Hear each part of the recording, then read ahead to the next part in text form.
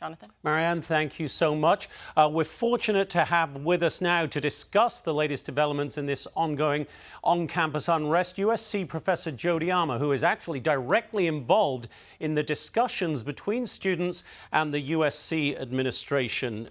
Professor, great to have you here. Thank you for coming in this Friday evening. I'll get to USC in a moment, but first of all, I have to ask you about those extraordinary scenes we saw play out both Tuesday night with the clashes between the protesters and counter-protesters at UCLA, and then the police clearing out those protesters. What did you make of that? Yeah, we often talk about or think about outside agitators as people who are among the protesters themselves. This time we saw outside agitators in the form of pro-Israel agitators who came and imposed a heckler's veto, if you will. The violence was a way of saying, if we don't like what you're going to say, we can, as bystanders, ramp up the response in such a way that the university will come in and veto whatever expression. It did seem like it was an expression of real frustration by that pro-Israeli group. Absolutely. The administration and law enforcement wasn't doing enough in their view.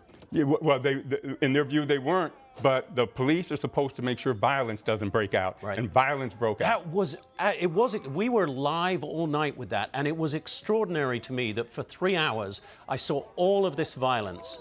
Did not see a single police officer. It just seemed extraordinary. That was jaw-dropping, and they could have intervened and quelled that, very, very easily. And one can only wonder, came back the next night and used that as a reason, and then disband everything. So it's hard. It's just a head scratcher. All right, to USC now. Where you are, and you are involved directly in these negotiations between President Folt and the students. The major graduation ceremony has been cancelled. The protesters are still there, a group of them, in Alumni Park. And after the initial response by the LAPD, President Folt seems to have backed off of that and allowing the group to stay.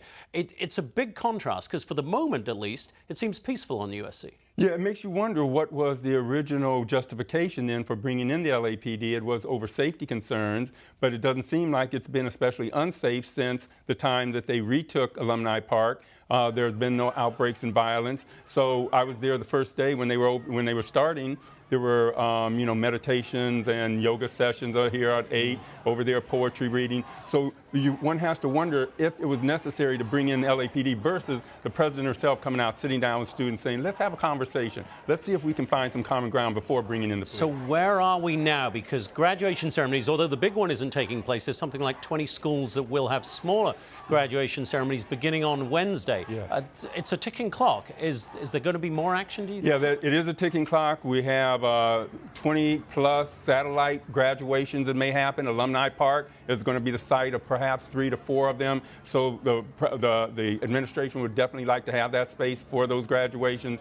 The students who are occupying it want some of their demands met before they're going to move. We got to see if there's going to be any way to reach some kind of middle ground before Wednesday. And we're watching some of the video you gave us just there of the talks that were going on Thursday, I believe it was, or Wednesday. We have not crossed a line, you believe, between free speech and violence and the expression of violence at USC? But we seem to be on an edge on every one of these campuses. At this point, we haven't, and the real violence, the students, from their perspective anyway, in my conversation with the president, was when the LAPD arrived and started, handling students in what they view heavy-handed way. A number of those students are Jewish Voice for Peace. Yep. Some of my the people were saying we want to make the campus safer for Jewish students. Many of the Jewish students were among the protesters who were arrested, and they're saying, I don't feel safe here with the LAPD laying hands on me while I'm trying to protest. 10 seconds. Does President Folt have your support?